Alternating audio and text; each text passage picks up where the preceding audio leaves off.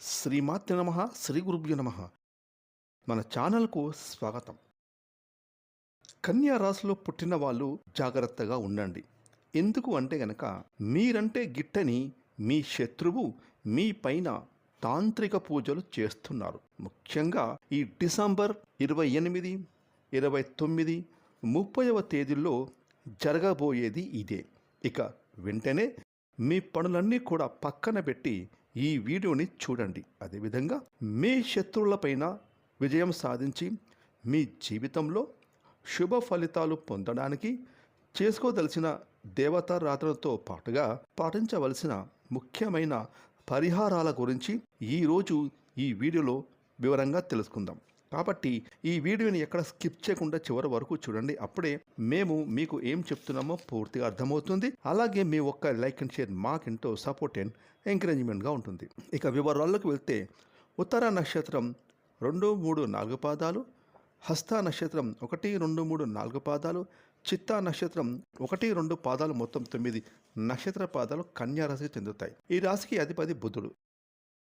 ఇక రాశి చక్రంలో కన్యా రాశి 6వ రాశి. ఇక జ్యోతిష శాస్త్రం ప్రకారం ఈ యొక్క కన్యా రాశి వారు అలంకార ప్రియులు. ఈ రాశి వారు ఎప్పుడూ కూడా తమ సౌందర్యాన్ని మెరుగుపరుచుకోవడం కోసం ఎంతో శ్రద్ధ చూపిస్తారు. అలాగే ఈ రాశిలో పుట్టిన వారు ఇతరులను ఆకట్టుకోవాలనే విధంగా ఆశిస్తారు.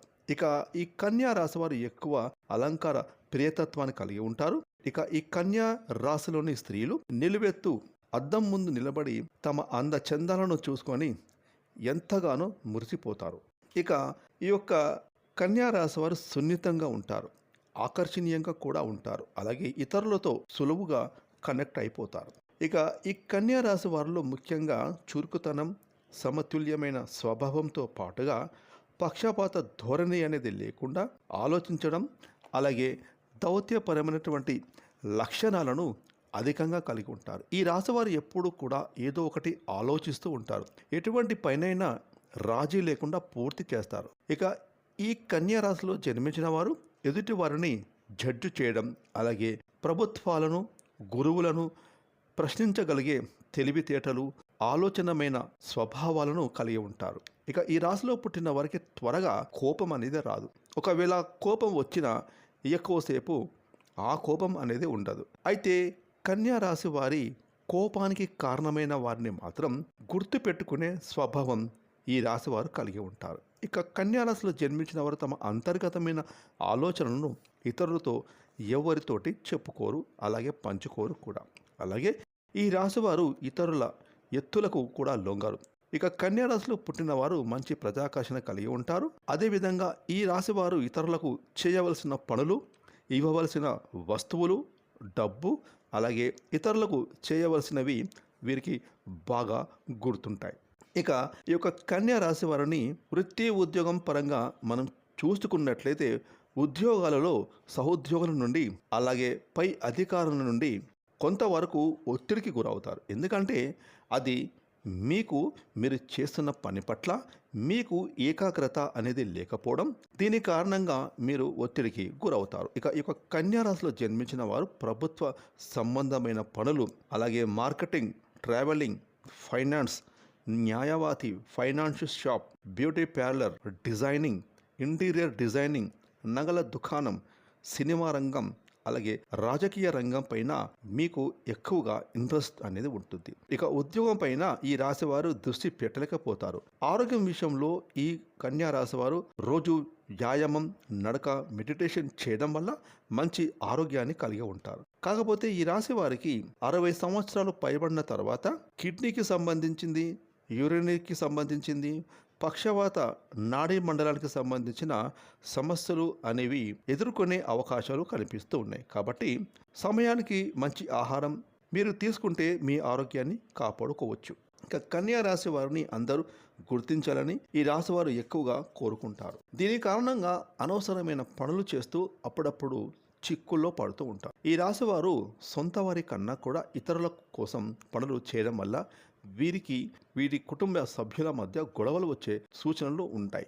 కాబట్టి మీరు మీ సొంత వారి కోసమే పనులు చేయండి. ఇక ఈ యొక్క కన్యా రాశి వారు కొన్ని నిర్ణయాలు తీసుకోవడం కోసం ఎక్కువగా కష్టపడుతూ ఉంటారు. ఇక ఈ రాశి వారికి ఆర్థికపరమైన విషయాలు చూసుకుంటే గనక ఆర్థిక పరంగా ఈ సమయంలో మీరు జాగ్రత్తగా ఉండాలి.